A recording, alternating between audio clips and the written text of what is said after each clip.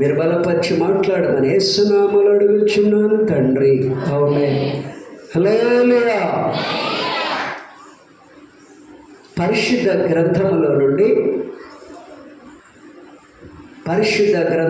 నుండి కీర్తనల గ్రంథము 56వ కీర్తన 8వ వాక్యమును మనము ధ్యానం చేసుకుందాం. ఈరోజు ఈ పునరుద్ధాన దినంలో ప్రభు మనలందరినీ ప్రేమించి మన కొరకు ఆయన ఇచ్చినటువంటి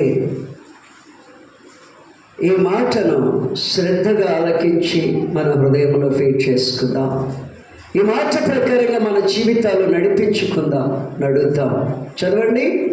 56వ అధ్యాయం 8వ వాక్యము. కీర్తన 56వ అధ్యాయం 8వ వాక్యము.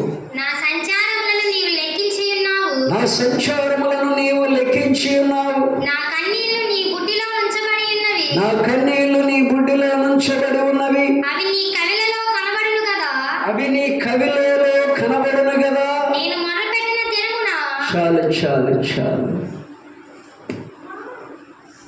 నా కన్నీళ్లు నీ బుడ్డిలో ఉంచబడి ఉన్నవి, అవి నీ కవిలలో కనబడును కదా. కవిలేలో అనగా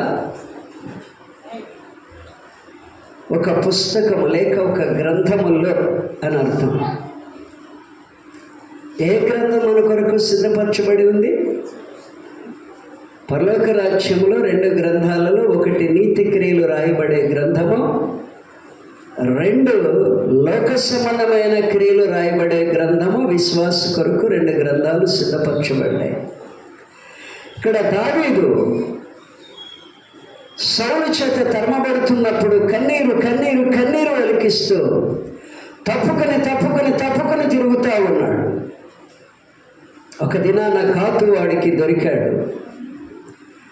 దొరికినప్పుడు అతన్ని ఎక్కడ తీసుకొచ్చి సౌలుకు అప్పగిస్తా ఉన్నాడు, కన్నీరు కారుస్తూ. ఆ కన్నీటిలో ఈ కవిత్వాన్ని చక్కగా అమర్చాడు. ఏమనంటే, అయ్యా, నా కన్నీరు నీ బుడ్డలో ఉంచబడి ఉంది, కవిలేలో అది దాచబడి ఉంది. కవిలేలు అనగా పుస్తకము లేక గ్రంథమని అర్థము. అంటే పరలోక రాజ్యములో నీ జీవ గ్రంథములో నా కన్నీరు తేటగా భద్రపరచబడి రాస్తావు. ఎన్నిసార్లు కన్నీరు విడిచానో, ఎంత వేదనతో నా కష్టాల్లో కన్నీళ్ళలో నీకు విన్నవించుకున్నానో నీవు చూసావు తండ్రి అని తన కన్నీరు కారుస్తూ మాట్లాడుతూ కన్నీటిని బట్టి ఉచ్చరించిన మాట, నా కన్నీరు నీ జీవ గ్రంథములో లెక్కించుకున్నావయ్యా అన్నాడు. దేవునికి స్తోత్రం, దేవునికి స్తోత్రం. నా ప్రియమైన దేవుని బిడ్డలారా, ఈనాడు మనం ఆరాధిస్తున్న దేవుడు యేసుక్రీస్తు ప్రభువు వారు, తండ్రి అయిన దేవుడు, పరిశుద్ధాత్మ దైవము. ఆయన పిల్లలు కన్నీరు కారిస్తే తట్టుకోలేరట, సహించలేరట, ఓర్చుకోలేనటువంటి ప్రభు. ఆయన పిల్లలు సమస్యలు వచ్చి మోకరించి ప్రార్థనలో కన్నీరు కారిస్తే, సహోదరి ఎంతో కన్నీరు కార్చారు రాణి సిస్టర్ గారు ఈ సమస్యలను బట్టి. ఈ శోధన మామూలుగా వెంబడించలేదు ఆ బిడ్డని. ఇంకొకరైతే విడిచిపెట్టారు, కానీ ఆ బిడ్డ విడవట్లేదు. ఆ శోధనను ఎదుర్కొంటూ కన్నీటితో సేవకులకి ఫోన్ చేసి, కన్నీటితో తండ్రికి విన్నవిస్తూ ఎన్ని రాత్రులు నిద్ర లేకుండా గడిపారో, అవమానాలు, నిందల్లో, ఈ శోధనలో, ఈ సమస్యలో మాకు తెలుసు. దేవునికి స్తోత్రం. ఆ కన్నీరంతా జీవ గ్రంథములో రాయబడుతూ వచ్చింది. రాయబడుతూ ఉండగా తండ్రి స్పందించి ఆ కన్నీటిని బట్టి ఆ బిడ్డ పట్ల ఆయన కార్యము చేస్తాడు. ఆమేన్. ఈరోజు ప్రభు హెచ్చరించిన, మనకిచ్చిన ఆయన మాట ఏంటంటే, నీ కన్నీరు నాట్యంగా మార్చబడుతుంది, కానీ ఊరికే పోదు. ఆమేన్. బైబిల్లో ఒక వ్యక్తి ఉన్నాడు, మీ అందరికీ తెలుసు, హిజ్కియా. ఎవరండి ఆయన? మంచి రాజు, మంచి ప్రార్థనాపరుడు. దేవుని యందు భయభక్తులు కలిగిన వాడు, అక్రమ సంబంధము లేనివాడు, అక్రమ సంపాదన లేనివాడు, అక్రమముగా దేనిని ఆశించని వాడు, దేవుని యందు భయభక్తులు కలిగిన వాడు హిజ్కియా. దేవుడు అతని గురించి యెషయాకి చెప్పేటప్పుడు ఏమన్నాడు తెలుసా? నా ప్రజలకు అధిపతి అయినటువంటి హిజ్కియా వద్దకు వెళ్ళు అన్నాడు యెషయా ప్రవక్తతో. వెళ్ళి నేను చెప్పే మాట నా బిడ్డకి చెప్పు. ఎందుకంటే అప్పటికే హిజ్కియా ఆ గడ్డ చేత ఆ బాధ అనుభవిస్తూ, అది మరణకరమైన రోగానికి దారి తీసేటటువంటి రోగమని ఆయనకి తెలియదు. దాంతో ఎంతో బాధపడుతూ ప్రార్థనతో గడుపుతున్నాడు, తండ్రి ముట్టాలి, స్వస్థపరచాలి అని. ఎన్నో నెలలుగా బాధ అనుభవిస్తూ రోజు రోజు క్షీణించిపోతున్నాడు, కానీ కోలుకోవటం లేదు, ప్రార్థన అయితే ఆపటం లేదు. ఆ దీనుడి యొక్క మొర ఆయన ఆలకించి ఆ కన్నీటిని చూసి, హిజ్కియా వద్దకు యెషయా, నువ్వు నా సేవకుడైనటువంటి హిజ్కియా వద్దకు వెళ్ళు అన్నాడు యెషయా ప్రవక్తని పిలిచి. నువ్వు వెళ్ళి అతడికి మరణము సమీపించింది కాబట్టి మరణకరమైన రోగం అదని చెప్పు. ఆ రోగం ద్వారా అతడు చనిపోబోతున్నాడు. తక్షణమే వెళ్ళి చెప్పు, నువ్వు మరణం కాబోతున్నావు కాబట్టి నీ ఇంటిని చక్కబెట్టుకొని హిజ్కియాకు నువ్వు చెప్పు యెషయా అని ప్రవక్త సేవకుడైన యెషయాని పంపించాడు రాజు దగ్గరికి. ఆయన రాజు భవనంలోకి వెళ్ళి, అయ్యా, మీరు మరణం కాబోతున్నారంట, నన్ను పంపించాడు మీ దేవుడు, నా దేవుడు, కాబట్టి మీ కుటుంబమునకు మరణ శాసనం తెలియచేయండి అని చెప్పాడంట. దేవునికి స్తోత్రం. తెలియచేసుకోండి అని చెప్పి యెషయా ప్రవక్త దైవజనుడు వెళ్ళిపోతున్నాడు.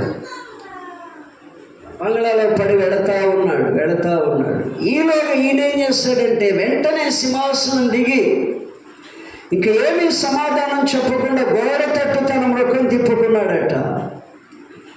కన్నీళ్లు కార్చేస్తున్నాడంట. బాగా వినండి, ఈనాడు కుటుంబ సమస్యలు తీరలేదు, శోధన తొలగిపోలేదు, ఈ రోగం నన్ను విడిచిపోదా, ఈ రోగంతో నేను చచ్చిపోవటమేనా, ఇక చివరి దినాలా, నా కొడుకు మారుడా, నా కుమార్తె మారుదా, నా భర్త మారుడా, నా ఆర్థిక ఇబ్బందులు తొలగిపోవా, నా జీవితంలో ఎప్పుడు ఈ సమస్యలతో నేను కొట్టుమిట్టాడాల్సిందేనా అనుకుంటున్న దేవుని పిల్లలు వినండి. చాలా ప్రాముఖ్యమైనటువంటి విషయం ఇక్కడ యెషయా ప్రవక్త ద్వారా హిజ్కియాకి దేవుడు తెలియచేస్తాడు. నువ్వు మరణం కాబోతున్నావు, నీ ఇంటిని చక్కబెట్టుకోమని దేవుడు నన్ను పంపించాడు నీకు చెప్పమని. దేవునికి స్తోత్రం. నా ప్రియమైన దేవుని బిడ్డలారా, వార్త విన్నాడు హిజ్కియా. యెషయా ప్రవక్త వెళ్ళిపోతా ఉన్నాడు. రాజభవనం ఇంకా దాటలేదు. హిజ్కియా లేచాడు, గోడ తట్టు ముఖం తిప్పుకొని కన్నీరు కారుస్తున్నాడట. కన్నీరు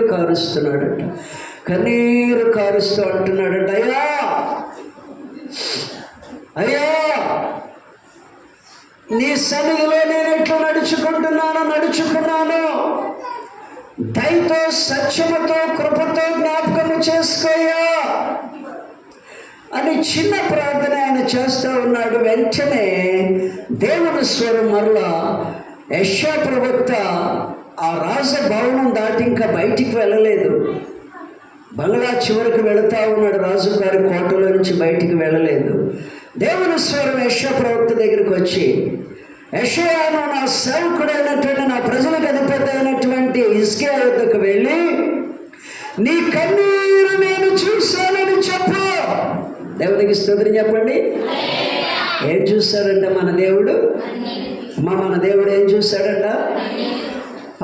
హిజ్కియా కన్నీరు పెడుతున్నాడు. ఇప్పుడు హిజ్కియా కన్నీటిని నేను చూడలేను, నేను తట్టుకోలేను. నా సేవకుడని హిజ్కియా కన్నీరు పెడుతుంటే నా రాజు యెషయాను వెళ్ళు, హిజ్కియాకి చెప్పు, ఇదిగో దేవుడు నీ కన్నీరు చూశాడట, నిన్ను స్వస్థపరుస్తున్నాడట. నీకు ఇంకా 15 సంవత్సరాల ఆయుష్ని ఇస్తున్నాడట. అంతేకాదు, యుద్ధములు జరగకుండా అష్షూరు చేతిలో మీరు పడకుండా యుద్ధములను ఆపి శాంతి సమాధానాన్ని ఇస్తున్నాడు అని చెప్పు అన్నప్పుడు యెషయా ప్రవక్త వెంటనే రాజభవనంలోనే చివరికి వెళ్ళిన వాడు మరలా వెనక్కి తిరిగి మరలా రాజుగారు ఉన్న స్థానానికి వచ్చాడు. వచ్చి యెషయా ప్రవక్త అంటున్నాడు, అయ్యా దేవుడు మరలా నాతో మాట్లాడాడు, నీకు చెప్పమన్నాడు. నీ కన్నీటిని ఆయన చూశాడట. దేవునికి స్తోత్రం.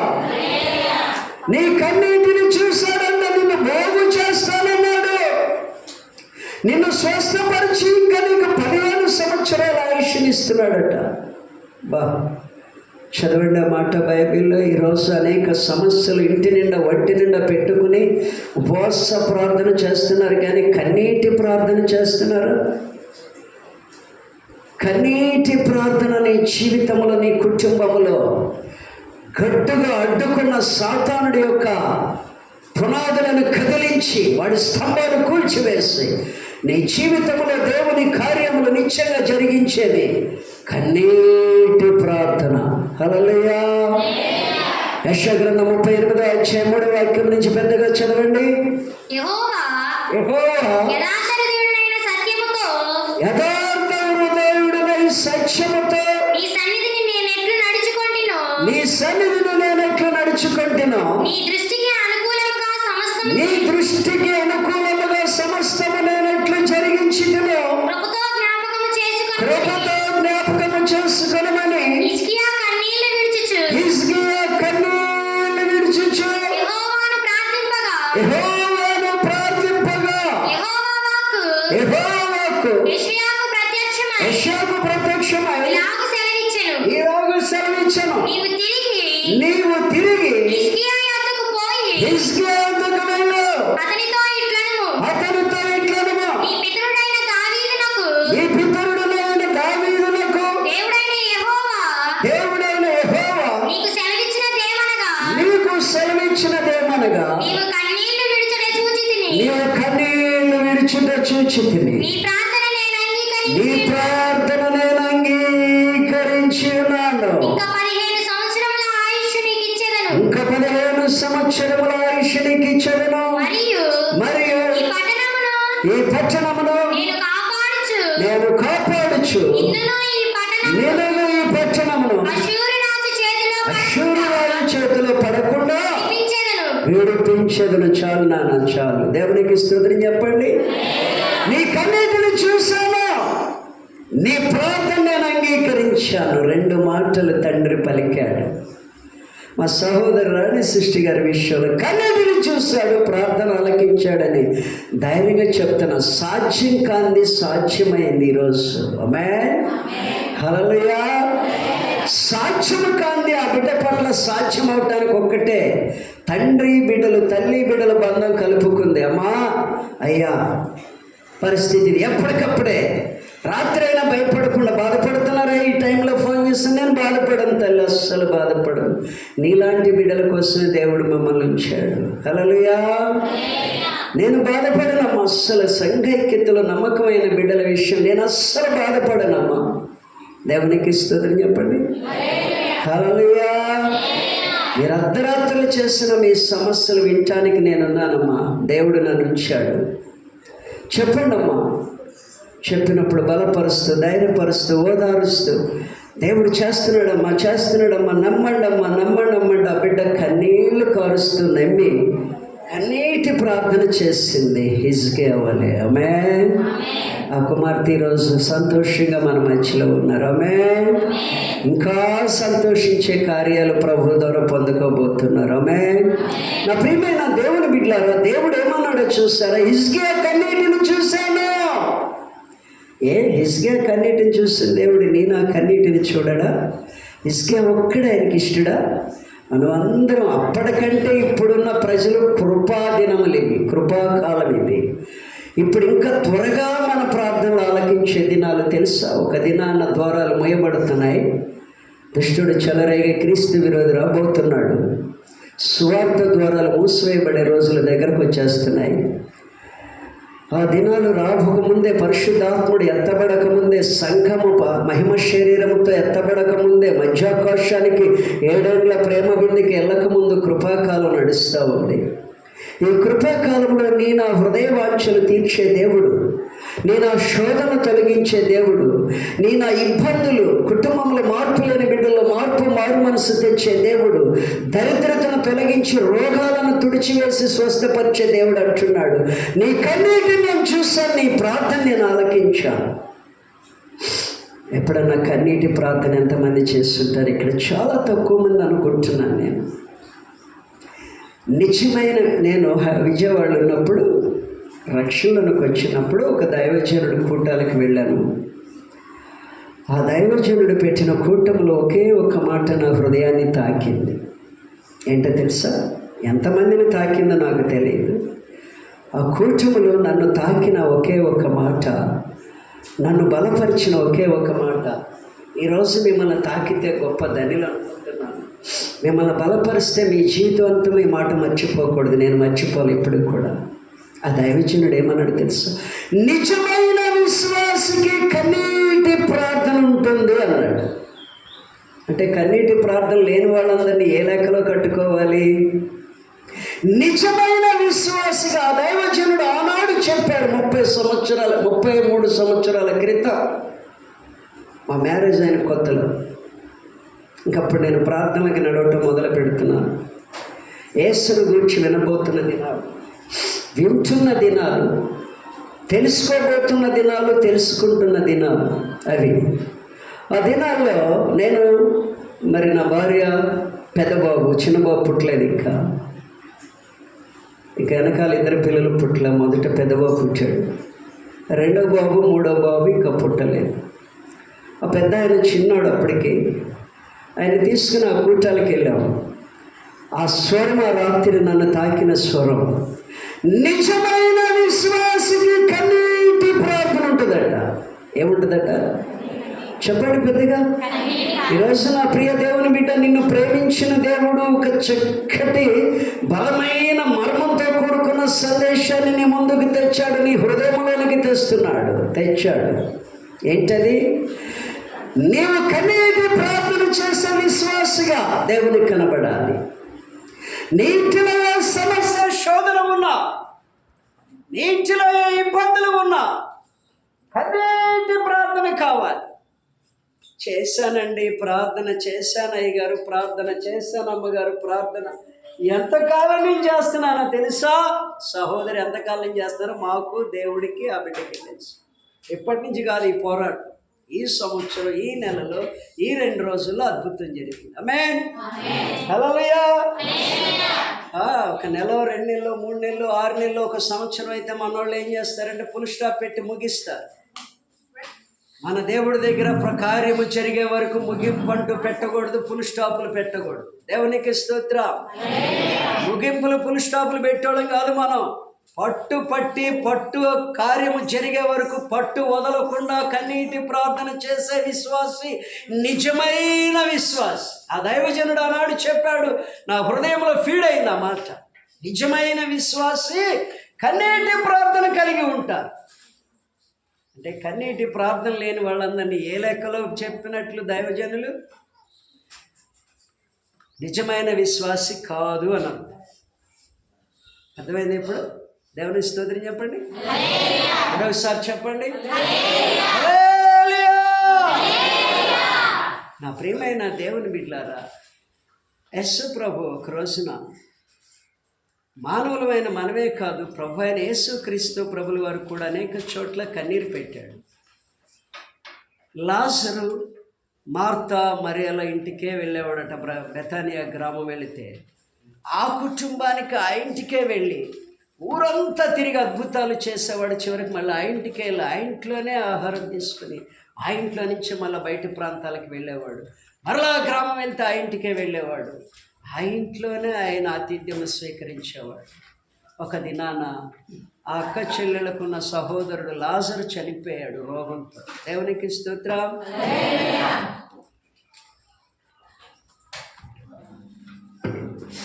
లాజరు చనిపోయినప్పుడు యేసు ప్రభు అక్కడ లేడు. తర్వాత 4 దినాల తర్వాత యేసు ప్రభు అక్కడికి వచ్చినప్పుడు అక్క చెల్లెలు బహుగా ఏడుస్తున్నాడు, నువ్వు ఉంటే మా తమ్ముడు చచ్చిపోయాడు కాదయ్యా. దేవునికి ఆతిథ్యం ఇచ్చే ఇల్లు. అంతకుముందు మార్తకి కన్నీరు ప్రార్థన, కన్నీరు కార్చి దేవుని దగ్గర మొరపెడుతూ ఉందో లేదో నాకు తెలియదు, అక్కడ రాయబడలేదు. కానీ తమ్ముడు చచ్చిపోయినాక మాత్రం కన్నీరు మున్నీరుగా విలపిస్తున్నారు అక్క చెల్లెలు. అంతకుముందు అదే కన్నీటి ప్రార్థన, రోగిగా ఉన్నవాడిని స్వస్థపరచమని దేవుని పాదాల దగ్గర మొరపెడితే హిజ్కియాను బట్టి స్వస్థపరిచిన దేవుడు ఆయన్ని స్వస్థపరిచేవాడేమో. అయినా అక్కడ యేసు ప్రభువు అన్నాడు, ఇది దేవుని మహిమార్థమై వచ్చిన మరణము అన్నాడు. దేవుడు మహిమపరచబడటానికి వచ్చిందంట ఆ బెతానియా గ్రామ ప్రజలందరి కళ్ళ ఎదుట అద్భుతం జరగటానికి. సమాధి ఎక్కడుందమ్మా అని అడిగాడు. తీసుకెళ్ళారు. యేసు ప్రభువు 4 దినాలైంది, చనిపోయి కప్పు కొడుతుంది అంటుంది. మార్త వచ్చి, మరియలు వచ్చి సమాధి ముందు ఉన్న రాయి తీయండి అంటే 4 దినాలైందయ్యా చనిపోయి. ప్రభుకి అసాధ్యమైంది ఏదైనా ఉందా?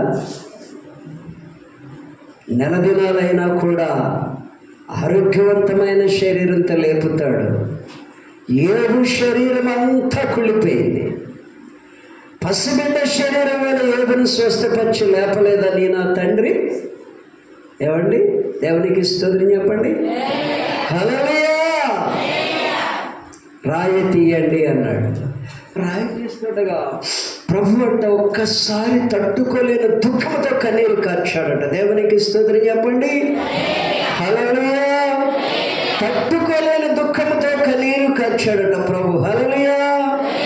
ఆయన కన్నీరు కార్చి వేదన చెందుతున్నాడంట. ఎంతో కన్నీటితో ఆందోళన చెందుతున్నాడట. దేవునికి మహిమ కలుగును గాక. ఆయన కన్నీరు కార్చి వేదన చెంది బాగా దుఃఖంతో ఏడుస్తున్నప్పుడు చుట్టూ ఉన్న వాళ్ళు అంటున్నారట, ఈయన లాజర్ని ఎంత ప్రేమించాడో, ఈయన లాజర్ని ఎంత ప్రేమించాడో అనుకుంటున్నా. దేవునికి స్తోత్రం, దేవునికి స్తోత్రం.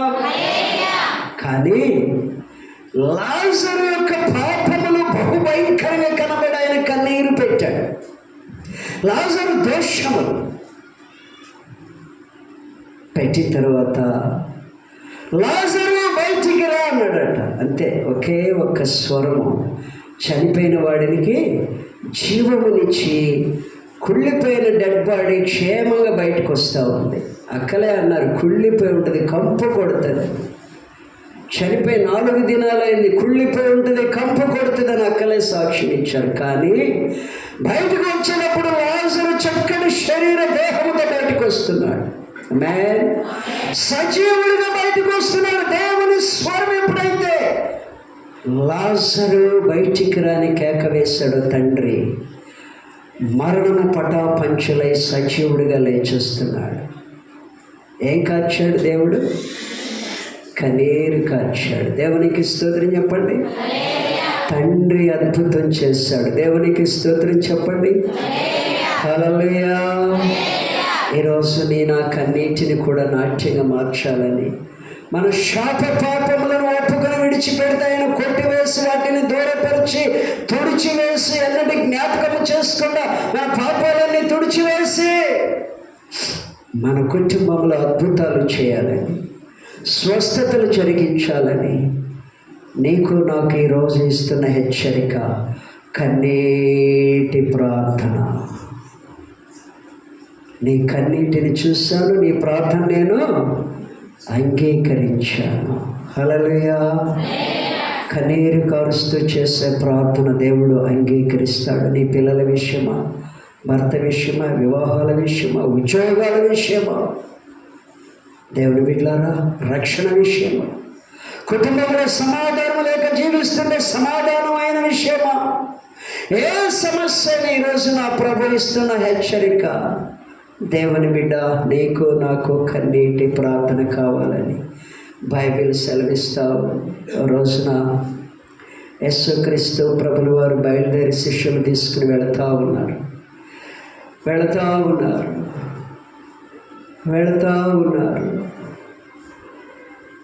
వెళుతుండగానే కొంత దూరములో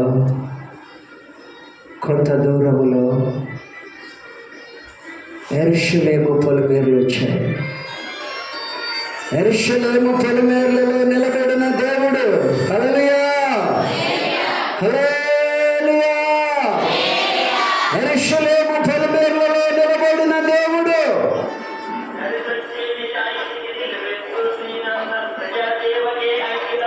హల్లెలూయా. ఒక పాట పాడినాను, ఒక చరణం పలుకుతాను.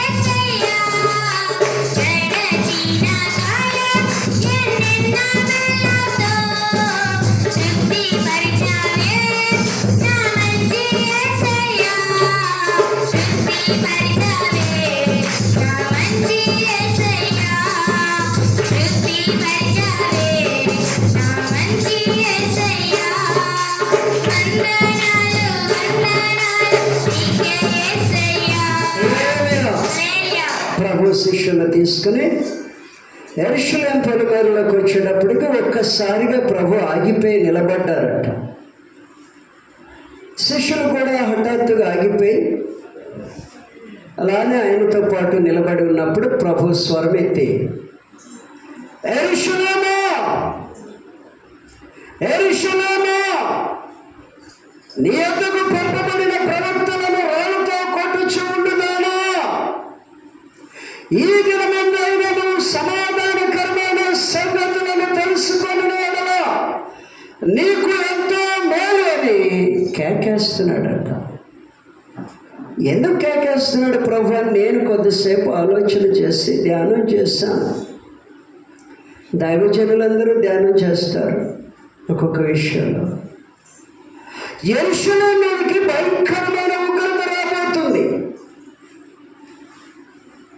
ఇక కొంతకాలానికి టైటన్ అనే చక్రవర్తి దండెత్తి వచ్చి యెరూషలేముని అల్లకల్లోలముగా చిరఛేదనాలు చేయబోతున్న దినాలు సమీపంగా ఉన్నాయి. అది జరగకుండా ఉండాలని దేవుడు ఆశపడుతున్నాడు. యెరూషలేముకి భయంకరమైన ఉగ్రత కొన్ని సంవత్సరాలకి రాబోతుంది. అది జరగకుండా ఉండాలి. ఆ ఉగ్రత త్రోసివేయబడాలి, ఆ ఉగ్రత కొట్టివేయబడాలని ఆశతో ఇప్పుడైనా ఈ బిడ్డలు నా మాట వింటే, నా ప్రవక్తల మాట వినకుండా రాళ్ళతో కొట్టి చెబుతున్నా యెరూషలేము ప్రజలు ఇప్పుడైనా నా మాట వింటే వీరి మీదకి రాబోతున్న మహా ఉగ్రత నేను తప్పించాలి అని తప్పిస్తాననే ఆశతో యెరూషలేమా యెరూషలేమా, ఈ దినమందైనా నువ్వు సమాధానకరమైన సంగతులను గ్రహించిన నీకెంత మేలు అని ప్రభు కేక వేసి వాళ్ళకి సందేశాన్ని అందిస్తుంటే ఒక్కరు కూడా స్పందించలేదట. ఆయన ఎందుకు కన్నీరు కారుస్తున్నాడు అక్కడికి వచ్చి? యెరూషలేము మీదకి భయంకరమైన ఉగ్రత రాబోతుంది.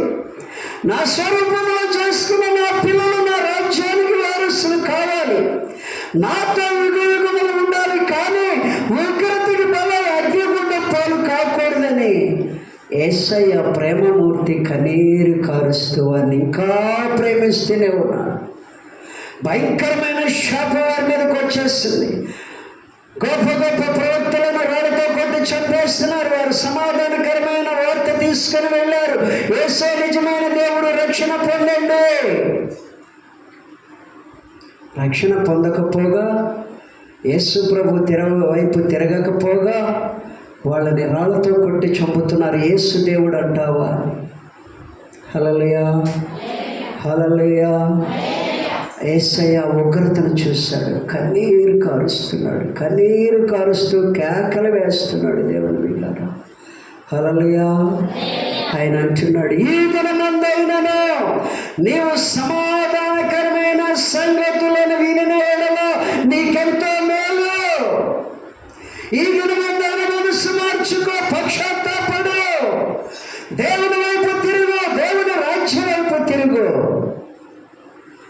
దేవుని సువార్తను అంగీకరించి నీ పాపములను ఒప్పుకొని విడిచిపెట్టు.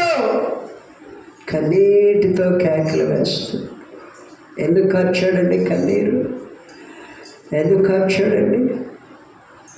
లాజర్ని లేపడానికి కార్చాడు.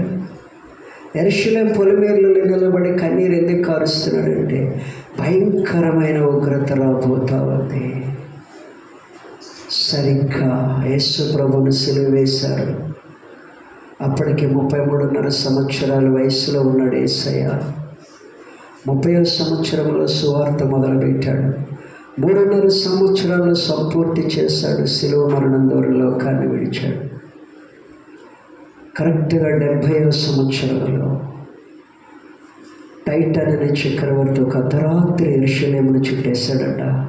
బలమైన సైన్యముతో, బలమైన ఆయుధాలతో చుట్టేసి నైటే యేసు ప్రభు నిలువుగా సిలువ వేస్తే వాళ్ళని తల్లకిందులుగా సిలువ వేసి మేకలు బిగించి కొట్టి, రంపాలతో కోసేసి, కొరడాలతో కొట్టేసి, కత్తులతో నరికేశారట. పసి పిల్లలతో సహా పెద్దల బట్టి పిల్లల మీద కూడా ఉగ్రత చేసింది.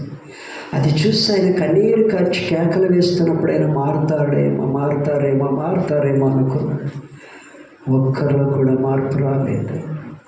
ఎంతమంది మోడుబారి ఉన్నారో అంతమంది మీదకి తప్పించుకుని కొండల్లోనికి పారిపోయిన వాళ్ళు తప్ప యెరూషలేములో గుర్రపు కళ్ళాల వరకు, కళ్ళం ఎక్కడ ఉంటుందండి? ఇక్కడ ఉంటుంది. అంటే ముట్టెల వరకు రక్తం ఏరులై పారుతుందంట. తెల్లారేసరికి దొరికిన వాళ్ళు దొరికినట్లే యేసు ప్రభువును సజీవుగా సిలువ వేశారు. వీళ్ళని తల్లకిందులుగా సిలువ వేయించేశారట. యెరూషలేము చుట్టూ సిలువలేనట, లోపలన్నీ శవాలేనట, రక్తం ఏరులై పారుతుందట. జరిగిపోయింది క్రీస్తు శకం 70వ సంవత్సరంలో. దేవుని బిడ్డలారా, కన్నీటి ప్రార్థన ద్వారా మన మీద ఉన్న ఉగ్రతలు, ఒకవేళ భర్తను బట్టి ఏమైనా ఉగ్రతుందేమో, భార్యను బట్టి ఉగ్రతుందేమో, పిల్లలను బట్టి ఉగ్రతుందేమో, నిజమైన విశ్వాస రోజు కన్నీటి ప్రార్థనతో కీడులు తొలగించుకోవాలి. సమస్యలు తీర్చుకోవాలన్నా కన్నీటి ప్రార్థన. కన్నీటిని చూస్తాడట, ఆ ప్రార్థన అంగీకరిస్తాడని 2 మాటలు రాయబడి ఉన్నాయి యెషయా గ్రంథంలో. నీ కన్నీటిని చూస్తాను హిజ్కియా, నీ ప్రార్థన అంగీకరించాను. దేవుని బిడ్డలారా, ఈరోజు నీవు నేను కూడా కన్నీరు కారిస్తే, నీవు నేను కూడా కన్నీరు పెట్టి నీ సమస్య గట్టు ఎలాంటిదైనా, ఎంత మూర్ఖుడు మారకపోయినా, ఎన్ని ఉద్యోగ ప్రయత్నాలు చేసినా ఉద్యోగం రాకపోయినా కన్నీటి ప్రార్థన ద్వారా సాధ్యమవుతుంది. కన్నీటి ప్రార్థన ద్వారా ఎన్ని సంబంధాలు కుదరకపోయినా కన్నీటి ప్రార్థన ద్వారా చక్కటి సంబంధం వస్తుంది. ఈరోజు దేవుని పిల్లలు, మనకి ప్రాంతంలో స్థలం దొరకటానికి వెనక డబ్బే కారణం కాదు. దైవ సేవకులు ఏ సందర్భాల్లో కన్నీరు కారుస్తే ఎలా ప్రార్థన చేశారో ప్రేమమూర్తి చూశారు. పేదలతో ఎలా కన్నీరు కార్చాము. సమయం అయిపోతుందయ్యా, మీరు ధనం ఇచ్చి స్థలం ఇవ్వండి. 300 మంది ఆరాధించుకునే స్థలాన్ని ఫస్ట్ ఇవ్వండి అయ్యా. మీరు ఇవ్వకపోతే సంఘం ఎక్కడ ఆరాధన చేసుకోవాలి? నీ పిల్లల అనాథలు కాదు కదా అని ఎన్నిసార్లు కన్నీరు కార్చాము. ప్రేమమూర్తికి తెలుసు, మీకు ఎవరికి తెలియదు. దేవునికి స్తోత్రం. హల్లెలూయా. నా ప్రియ దేవుని బిడ్డ, ఈరోజు నీ కన్నీరు నాట్యంగా మార్చబడే రోజు. నీ కన్నీటిని ఆయన చూడటానికి సిద్ధంగా ఉన్నాడు. నీ ప్రార్థన కన్నీరు కారుస్తూ నువ్వు చేసే ప్రార్థన ఆయన అంగీకరించి ఏ విషయంలో కన్నీరు కారుస్తున్నావో ఆ విషయంలో కార్యం చేయడానికి నా ప్రభు సిద్ధంగా ఉన్నాడు. హల్లెలూయా. దావీదు అంటున్నాడు, నా కన్నీరు నీ గుడ్డిలో నుంచబడి ఉన్నది, కవిలో దాచబడి ఉన్నది. పూర్వదినాల్లో ప్రభు రాకడకు ముందు విశ్వాసి కన్నీరు కారుస్తా కన్నీటినంట చర్చిలో ఉపవాస ప్రార్థనలో కన్నీటి ప్రార్థన ఎవరు చేస్తున్నారో చూసి కొంతమంది వెళ్ళి బుడ్డిలో పట్టి దాని మీద వారి పేరు రాసి జాగ్రత్తగా ఉంచి చనిపోయినప్పుడు ఆ బుడ్డిని వారి పేరు మీద ఉన్న బుడ్డిని తీసి వారి సమాధి పెట్టిలో పెట్టి భూస్థాపన చేసేవారంటే ఎందుకంటే అది కూడా అక్కడికి వెళుతుంది. కానీ ఇక్కడ మర్మం ఏంటంటే కవిలోనే దాచబడి ఉన్నది నా కన్నీరు అన్నాడు. అంటే నీ గ్రంథంలో రాయబడి ఉంది నా కన్నీరంతా అని అర్థం. దేవునికి స్తోత్రం చెప్పండి. హల్లెలూయా. కవిలేలో అనగా పుస్తకము లేక గ్రంథం అని అర్థం. పుస్తకము లేక గ్రంథం. ఏ గ్రంథం ఉంది అక్కడ? జీవ గ్రంథము, వేరొక గ్రంథాలు ఉన్నాయి. దావీదు కన్నీరంతా జీవ గ్రంథంలో రాయబడి ఉన్నది. ధైర్యంగా చెప్తున్నాడు. యెషయా కన్నీటిని చూశాడు. దేవుడే చెప్తున్నాడు. యెషయా ప్రవక్తల్ని చెప్తున్నాడు. దేవుడిని కన్నీటిని చూశాడట, నీ ప్రార్థన అంగీకరించాడట. ఈరోజు నీవు నేను హిజ్కియా కంటే కూడా దేవునికి ఇష్టమైన ప్రేమ కలిగిన బిడ్డలము. హిజ్కియా కంటే కూడా మనల్ని ఇంకా బహుగా ప్రేమిస్తున్నాడు. ఈ కృపాకాలంలో అది గుర్తించండి. ఈ కృపాకాలంలో నువ్వు చిన్న కన్నీరు పెట్టి ఏ సమస్య కొరకు, నీ బిడ్డల కొరకు, భర్త కొరకు, ఉద్యోగాల కొరకు, వివాహాల కొరకు, అప్పుల నుంచి విడుదల కొరకు, మంచి ఇల్లు కట్టుకొనుట కొరకు నువ్వు ఏ విషయంలో కన్నీరు కార్చున్నా, రక్షణలో నీ కుటుంబీకుల కొరకు నువ్వు కన్నీటి ప్రార్థన చేస్తే ఆ కన్నీరు ఊరికే పోనే కంపల్సరిగా నువ్వు చేసే ప్రార్థనకి ప్రతిఫలం దక్కుతుంది. నువ్వు ఆశించిన ఉద్యోగం వస్తుంది, నువ్వు ఆశించిన రక్షణ వస్తుంది, నువ్వు ఆశించిన ఇల్లు కట్టుకుంటావు, నువ్వు ఆశించిన ఉద్యోగమే కాదు వివాహం జరుగుతుంది, నువ్వు ఆశించిన సంతానాన్ని పొందుకుంటావు, నువ్వు ఆశించిన బిడ్డలు నీ ఒడిలో ఉంటారు. కన్నీటి ప్రార్థన ద్వారా నువ్వు కానీ జీవితాన్ని కొనసాగిస్తే నీ తండ్రి దగ్గర మనుషుల దగ్గర కాదు, రహస్యమందు చూచుచున్న నీ తండ్రి దగ్గర నువ్వు కన్నీరు కార్చి ప్రార్థిస్తే హిజ్కియా వలె, హిజ్కియా ఎవరికి భార్య పిల్లలు కూడా చెప్పలేదు. ఇదిగో దేవుడు పంపించాడు, ప్రవక్త వచ్చాడు, ఇలా చెప్పాడని ఎవరికి చెప్పలేదు. ఇంటిని జాగ్రత్తగా చక్కబెట్టుకోమన్నారు. పెద్దవాడికి పరిపాలన ఇద్దామా, చిన్నవాడికి పరిపాలన ఇద్దామా అని అడగలేదు. వెంటనే దిగాడు, గోడ త్రట్టు ముఖం తిప్పుకొని చేస్తూ ఉన్నాడు ప్రార్థన. దేవుని బిడ్డ, ఈరోజు నేను ఆ ప్రార్థన ఆయన సన్నిధికి వెళ్ళి కార్యాలు జరగాలంటే కన్నీటి ప్రార్థన అవసరం. నిరుత్సాహం అనేది నీ జీవితంలో వద్దు. క్రైస్తవ జీవితంలో నిరుత్సాహం కనబడకూడదు. బలవంతుడైన దేవుడు, శక్తి గల దేవుడు, కార్యాలు చేసే దేవుడు లేనిది ఉన్నట్లుగా చేస్తాడు. ఇక్కడ చూస్తారుగా, లేనిది ఉన్నట్లుగా జరిగింది. హల్లెలూయా. అసాధ్యమైన సాధ్యపరిచే దేవుడు మన దేవుడు. ఆయనకు అసాధ్యమైనది ఏది లేదని గుర్తించాలి. దేవుని బిడ్డలారా, ఈరోజు కన్నీటి ప్రార్థనకు నువ్వు సమయం ఇస్తావా?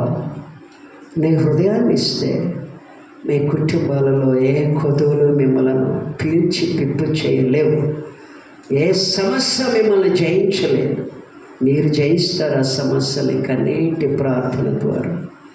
దేవుని సంగమా, కన్నీటి ప్రార్థనకి నువ్వు అలవాటు పడాలి. కన్నీటి ప్రార్థనకి ఆసక్తి చూపాలి. కన్నీటి ప్రార్థన కోసం ఆరాటపడాలి. నిజమైన విశ్వాసి కన్నీటి ప్రార్థన కలిగి ఉంటారని దైవజనుడు చెప్పిన సత్యం నా జీవితంలో నెరవేరింది ఎన్నోసార్లు. దేవునికి స్తోత్రం. ఎన్నోసార్లు, 1-2 సార్లు కాదు. ఇప్పటికి కూడా చర్చి స్థలం విషయంలో నా తండ్రి నన్ను చూశాడు. ఏ సందర్భాలలో స్థలం విషయాలు ఎలా కన్నీరు కార్చాం. ఒక డబ్బే ముఖ్యం కాదండి. డబ్బు కోసము కన్నీరు కార్చాం, స్థలం కోసం కన్నీరు కార్చాం, నువ్వు ఇచ్చావయ్యా అని కన్నీరు కార్చాం.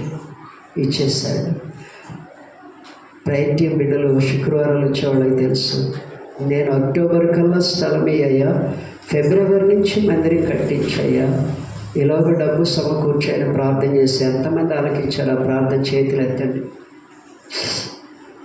అయితే దేవుడు ఎప్పుడు ఇచ్చాడు మనకి? ఏప్రిల్ నెల 16వ తారీఖు రిజిస్ట్రేషన్ కూడా వచ్చేసాడు. మొన్న మంగళవారం రిజిస్ట్రేషన్ అయిపోయింది తెలుసా? దేవుని స్తోత్రం చెప్పండి. దేవుని బిడ్డలు కన్నీటి ప్రార్థన ద్వారా అసాధ్యమైంది సాధ్యపరచబడతాయి. ఎంతటి గడ్డు సమస్య అయినప్పటికీ నీ జీవితంలో కన్నీటి ప్రార్థనను కొనసాగిస్తే ఎదురులేని జై జీవితమే కానీ ఓటమి లేనే లేదు ఎక్కడ. ఎందుకంటే కన్నీటి ప్రార్థన చూసి కన్నీటితో చేసిన ప్రార్థనకి ప్రతిఫలం ఇచ్చే తండ్రి నీ వెన్నంటి ఉంటారు. నీ కన్నీరు బొట్టు రాలటమే ఆయన సన్నిధి నీ ముందుకు వచ్చేస్తుంది. దేవుని బిడ్డ, ఇది సత్యము, సత్యము, సత్యం. దేవుడు మిమ్మలను దీవించునుగాక. దేవుడు మిమ్మలను నిరుత్సాహపడకుండా కన్నీటి ప్రార్థనతో బలపరచునుగాక. దేవుడు మీ జీవితంలో ఇది నా వల్ల కాదు అని నిరుత్సాహం రాకుండా బలపరిచి ధైర్యపరిచి కన్నీటి ప్రార్థనతో జయము జయము జయము మనందరికీ దేవుడు అనుగ్రహించునుగాక. అందరూ లేచి నిలబడండి. తిమోతి గారు వస్తారు. అందరూ లేచి నిలబడాలి. ఈ కాగితాలు రాణి సృష్టి